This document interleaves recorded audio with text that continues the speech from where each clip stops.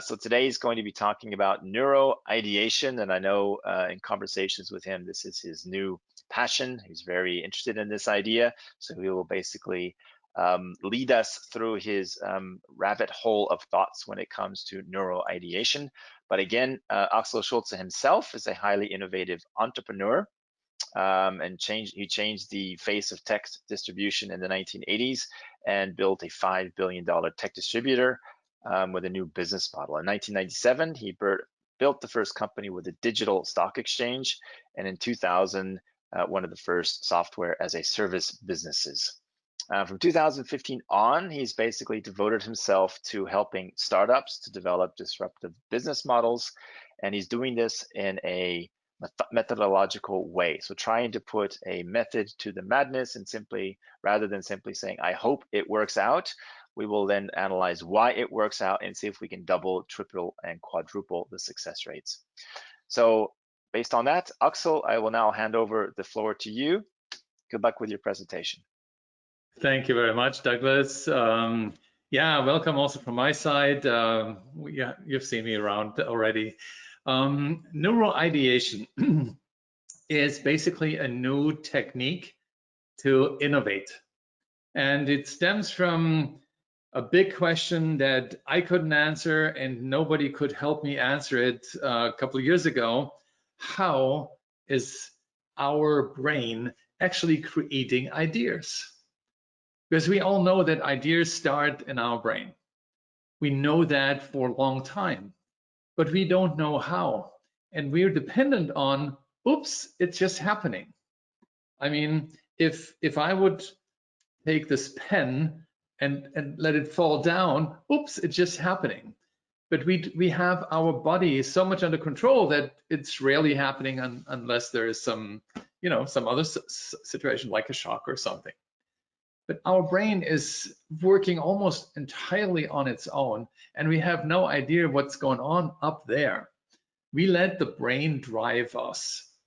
And so I got one point a couple of years ago, a very intense question.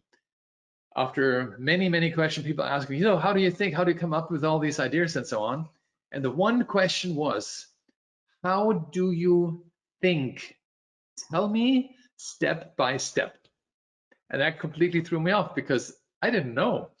But I realized it would be great to know, how is it actually happening up there, under the skull, that makes these grand ideas, or sometimes not so grand ideas, actually happening.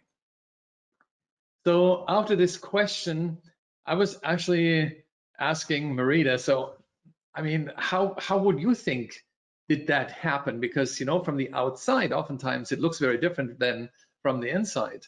And she asked me a bunch of questions, and we were kind of realizing that we don't know, everybody else doesn't know, but maybe we need to find out.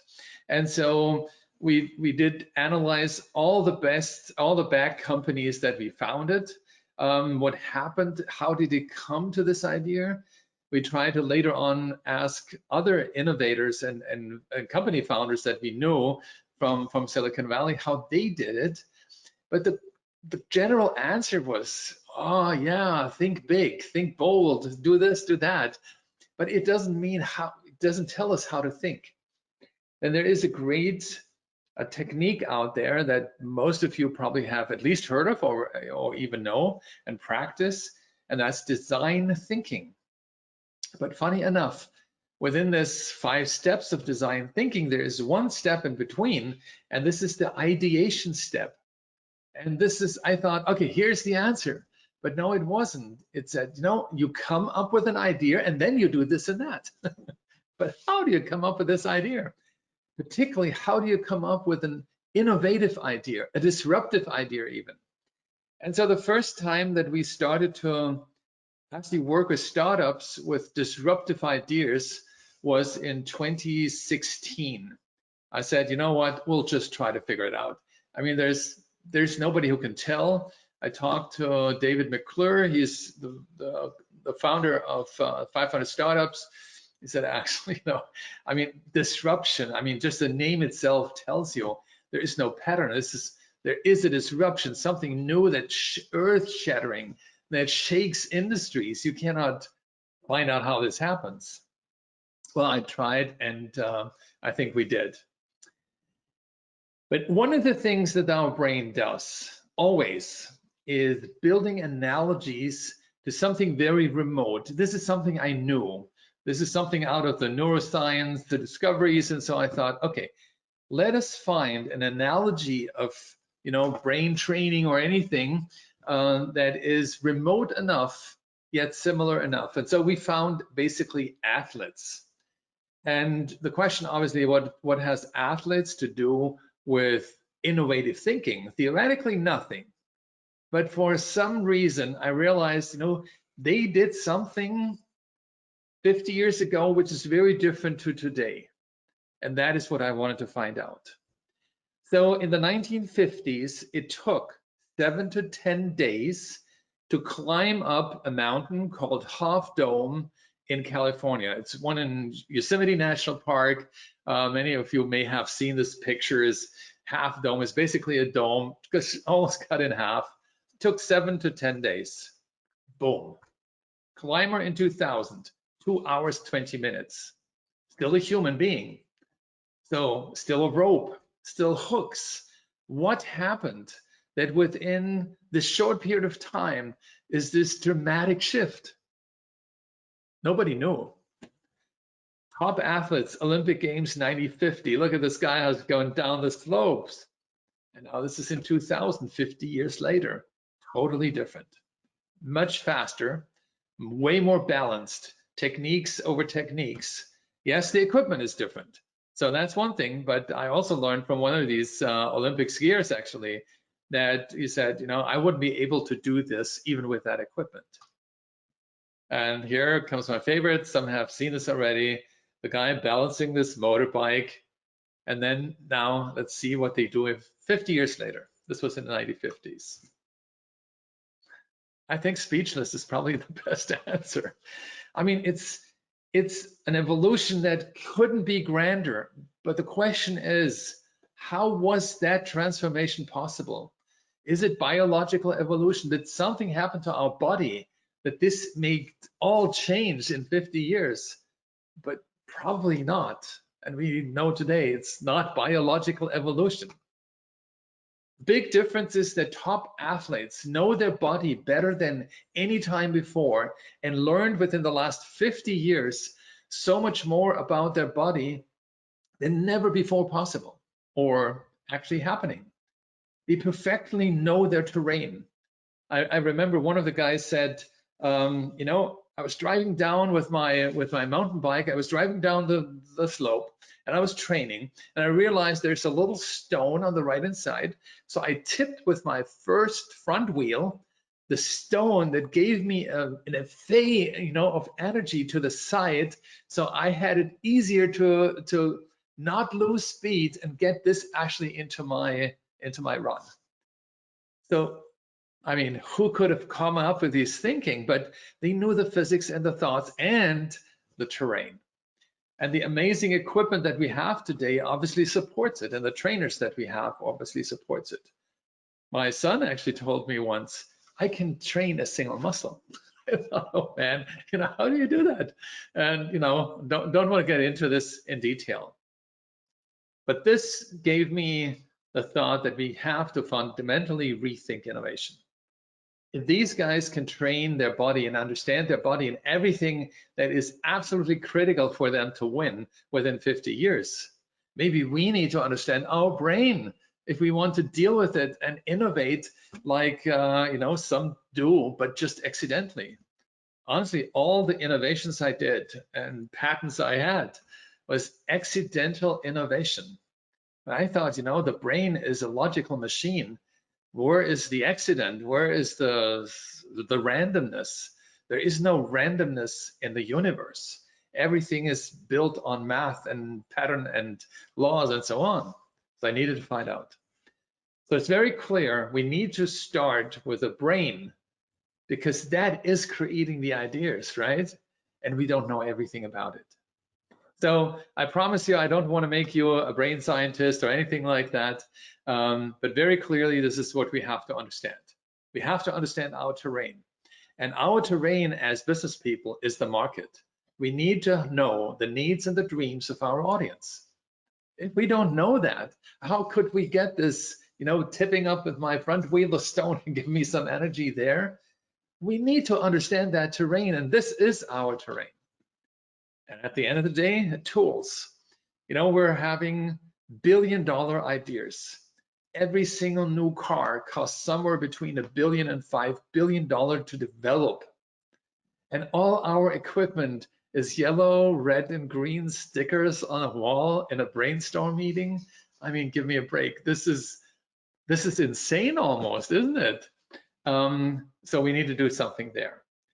So I summarize that we need to know our brain, we need to know our terrain, and we need to know or build equipment to support what we then know. Let's start with the brain. So here's the shocking realization. Homo sapiens, all of us, no matter what history we have, where we live, where we come from, what kind of education, whatever it is, Homo sapiens is not able to create anything, which means we are not creative. Well, people would think, oh, I don't believe that. And I have to tell you, when I heard this the first time, my initial thought was, oh, you don't know me. I'm pretty creative. But I realized I am not creative in the sense of creation. So new ideas are composed from previous impressions and experiences. Every single idea ever created was based on previous experiences and impressions and what we hear and what we see and so on. What you see here, these are the neurons, the cells of the neurons, and there's all the axons that connect with others and so forth. This is where our impressions, at least in part, are stored, and there's a very complex and a very smart system that connects all of this. And an idea is not more and cannot be more than a composition, a combination of, let's say, of this neuron and this neuron's memory, and say if you do this and that and do it together, then it looks different. If you take blue and you take the color yellow, the outcome is green. So it is different, but it's not created because blue already existed and yellow already existed. If you look at one of these painters that draw like Salvador Dali, an amazing painting about elephants with thin legs and everything on this picture. Unfortunately, I can't show it. Is actually not creative because it's still an elephant. It's still a trunk. It's still legs. It's still everything that composes this thing. Even if that elephant has wings, there's still the wings that existed in birds and the elephant. So we have to learn that this stuff up here is composed in our brain from different expressions and experiences. And this is done here in between. The corpus callosum actually exchanges ideas from our creative part of the brain with the logical part of the brain. The logical part of the brain, that's also known in neuroscience, is responsible for our ability to speak, our ability to understand words, like the word logical, the L-O-G-I-C-A-L, is something that our left brain understands. The right brain doesn't care. It's creative. It's all kinds of emotions and so forth.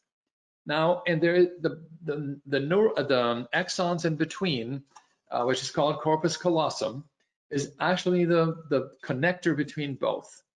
And this is a very interesting thing that we need to know as innovators. It blocks ideas. Boom. Why does it do that? Well, because otherwise we would have gazillions of ideas constantly, and our brain would be so overheated, so much energy that we couldn't actually survive. So, and this to understand means also we once in a while need to actually motivate our brain to let these ideas flow. And it does do that. And this is how groundbreaking ideas happened. When we were asked or trying to find out a new way of sales lead management and how to distribute them, And I had the idea to not distribute it at all, but actually let people come and pull them from a website. It sounds like easy, but back then it was revolutionary. It was actually even, I was possible to file a patent for it. The question is, where did it come from? I wanted to know a different way than lead distribution. And my brain probably had it. And if we had these questions and back and forth, so when did that exactly happen? Then I realized, well, I picked a manual from the website, from a supplier. And so I could get the PDF manual by pulling it down. And so the combination in my brain was take the manual concept that you pull because in this very moment you need it, and you wouldn't need all the manuals on earth. So salespeople don't need all the leads on earth, but they need leads when they want it. But it wasn't the process that I experienced when I had this idea. I just had the idea that this would be an option. But much later, understanding the brain, I realized why that has happened. So the more we know how this stuff happened, and I don't want to go through the past 4 years of research, the more we are able to navigate actually our brain without doing exaggerated brain training and brain wash and what have you. But we come to this point that we can do certain things, and that is what we call neuro ideation. When we understand how the neurons actually communicate and work without even knowing them up there, then we know how we can get to ideas. So this is a chip, 6.9 billion transistors on it. None of us, and we were actually asking others, specialists, there's not a single human on earth who completely understands every single aspect of this chip. It's a lot of people that are needed to make it happen, and a lot of people who can actually tell us some of it, but not the entirety. This is actually what we need to understand. The behavior, what the chip is doing, we don't need to understand these 6.9 billion transistors. We don't need to know now our 86 billion neurons in our brain. We need to know the behavior. And the behavior of this thing here is tipping some numbers, and you can dial and you can call. You can look through your calendar. You can look through a shopping list. You can go to the internet. You can get messages and send messages. All this you can do without a single idea what this thing is doing. And this is the trick, how we need to understand our brain in terms of their behavior based on activities and not the brain itself.